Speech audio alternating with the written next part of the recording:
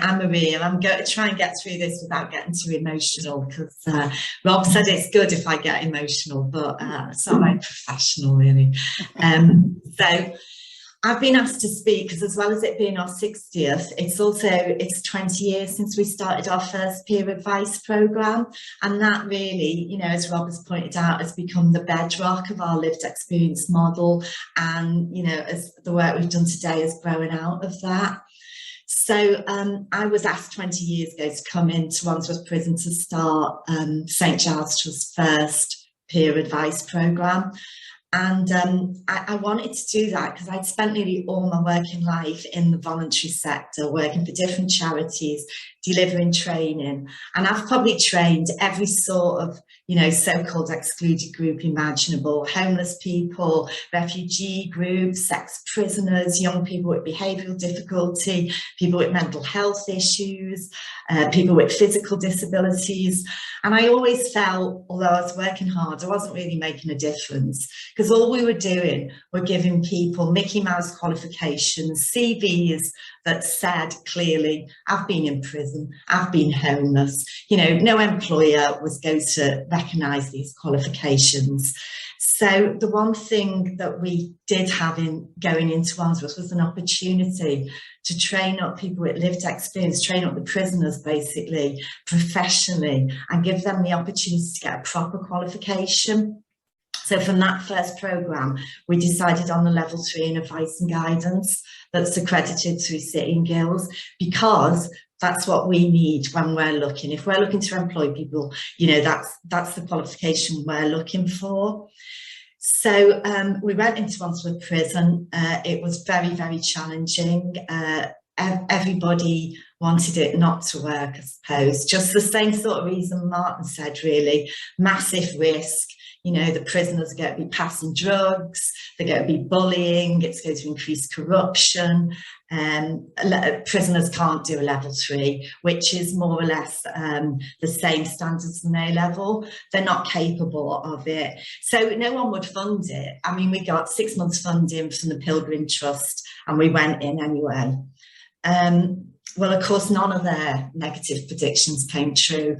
And that's mainly down to the prisoners, because from the beginning, you know, whether it's prisoners or people with lived experience in the community that we train, they own this programme. This is their programme, and they see the value of it and they take responsibility. So in fact, you know, every group of prisoners we've trained in the prison have policed themselves, and none of those awful predictions happened. So what did happen was that within 6 months, we actually had a really successful project that, you know, prison staff accepted. And because Wandsworth is a kind of distribution prison, those original trained, what we call peer advisors, went out into other prisons, and governors would ring us up and say, wow, we've got this guy, you know, who's a peer supporter, he knows about housing, he knows about benefits, he's got professional qualification. How do we get this scheme? So within, you know, a year almost of starting, we've managed to secure more funding on the back of our successes. And we went into women's prisons, we went into young offenders institutions, and it spread, you know, across the country. So really the next seismic change was about 2 or 3 years later. And by that time, we had women and men being released from prison. And, you know, I promised them personally back in the day that they could get a qualification, you know, they'd get a job with this qualification. And that wasn't happening because, you know, unfortunately, and unfortunately it's still true today, most organisations won't take a risk. And they wouldn't take a risk on employing our peer advisors. So again, you know, St Giles showed leadership, showed innovation, and we went to another funder and, you know, had this crazy notion of we're going to employ people coming out of prison to meet other prisoners at the gate and support them and handhold them to the benefits office, to the housing options team, etc. And we managed to secure funding for that. And we, you know, I'm really proud that we put our money where our mouth is. We said we believe in the people we've trained and we're going to employ them. And from that, the scheme grew in the community. We started training people with lived experience in the community as well. And really it is, I mean, that's a whistle stop tour, but it is what it is today. So why have I stayed all this time? Apart from the fact, probably no one else would employ me, but I've stayed because it works. It works. I'm lucky enough to have seen hundreds and hundreds of people, from really disadvantaged backgrounds gain professional qualifications and get employment in our sector. And it works because it's not just for them. Plenty of other organisations give people training, but what St Giles is doing is enabling them to then support other people. So as well as them changing their lives, they've changed the lives of thousands of people. And I know my section's called How Has St Giles Changed My Life? And I suppose for me it's changed my life because my working life is a joy. I can't imagine doing anything else. But I'm going to get emotional now, but I can't imagine doing anything else and getting so much satisfaction because, literally every day I see, even in a tiny way, that what I've done has made a difference. If I go into any of our offices, in Leeds or Cardiff or London, I can see people that have come up through our peer advice programme and become the people they have. So now I'd like to introduce two people who can talk about that directly, CJ and Nadeem. You can take your mute off. And I'd like you both just to firstly introduce yourselves, and then I'm going to ask you just a couple of questions so you can share your journey with the audience. So if we go, CJ goes first and then Nadeem, is that okay? Yeah. Hi Maria, hi everyone. Thanks so much for having me. Wow, several times I've almost cried. So let me try and get through this without crying. I'm the Essence Plus National Service Manager for St Giles. Nadeem. Hi everybody, great to be here and thank you for being here. My name's Nadeem Janjua and I manage the Emergency Department Hospital Services across London. Great. Okay, the first question I'd like to ask you is how you both came across our peer advisor programme, how you got involved in it. So Maria, for me, I'd just come back from spending almost 3 years in a prison in Japan. So I was transferred back to the UK and I was really searching for things that could make my life meaningful, that could give me a platform to be able to be employed, to be able to give back to the community, to make amends, because in Japan there was no sense of rehabilitation. It was purely punitive. It was all about working in a factory. And I felt like an animal. I was just a number. I was not CJ Burge. I was not a name. So when I came back to the UK, it was a whole new system. I remember being transferred from HMP Holloway to HMP Send, and I was desperate to find courses or programs or anything that I could do that could set me on the right path for my future, because I still had another 3.5 years to do in custody. And I remember going to the gym and I bumped into a lifer and I thought her name was Cindy. And I was like, she'll know. She's been here a long time. She'll know what I should do. And I spoke to her. I said, what should I do? And at that time, because I'd come from a prison system where you were not allowed to talk, I was extremely reserved. I was just relearning how to speak English again, because again, I learned Japanese to be able to speak in that environment. I was, hardly spoke any English. So it was quite a stretch for me to speak to someone. And so I spoke to her and I said, what should I be doing here? I really want to use my time wisely. And she said, apart from maybe doing a degree, if you can get funding to do that, the only thing I would recommend you do is St Giles Information Advice and Guidance Programme. I was like, wow, okay, what is that? Why is that the only thing I should do? And she said, to be honest, everything else is a tick box. And this is a real program where they want you to succeed. It's something that you can actually take outside of the prison with you. It sets you up for a future. And I thought, okay, that's really powerful. And so I signed up, and that's how I was introduced to the peer advisor program in HMP Send in 2014. Thank you, CJ. That's great. Nadeem, do you want to tell us about your involvement? Yeah, so for me, very similar. I'd spent at the time I came across St Giles Trust, I'd been in prison for 15 years and I was in an open prison.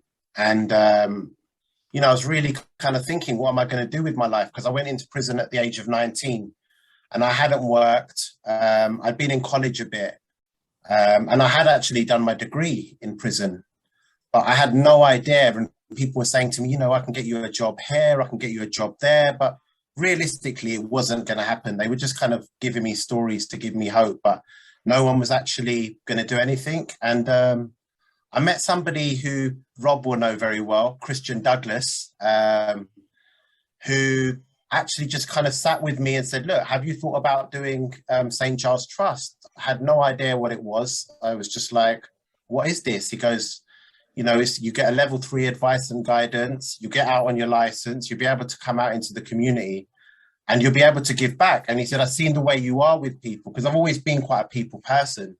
And he said, that's just going to give you a chance to give something back. So, and I'd also, I think I'd come across Maria in Spring Hill prison. I'd met her very briefly. Our paths had crossed, but I had no idea who she was. So for me to be able to come out into the community, and I started coming to Camberwell from Richmond, and it was amazing to actually come into a place where, first of all, just being in freedom again. You know, I'd been going on town visits, I'd been going on home leaves, but to come into somewhere and actually understand the world of work. You know, people had emails now, people had phones now, the world had changed. So for me, coming into Camberwell, it just felt like something I'd never known. So yeah, for me, coming out of prison after such a long time, it actually gave me a real sort of idea that there is somewhere where I can belong and have some purpose. Thanks, Nadeem. That's great. So I'd like you both to tell us what difference it made, you know, being part of our peer advice programme, especially given now, you know, you are both managers at St Giles. CJ, do you want to? Yeah, sure. So going through the actual programme itself, it lived up to everything Cindy told me. And, you know, we had people coming in, guest speakers from the outside world, different organisations talking about how they do things, and it tied into all the units around housing, employment, legislation. So everything was brought to life.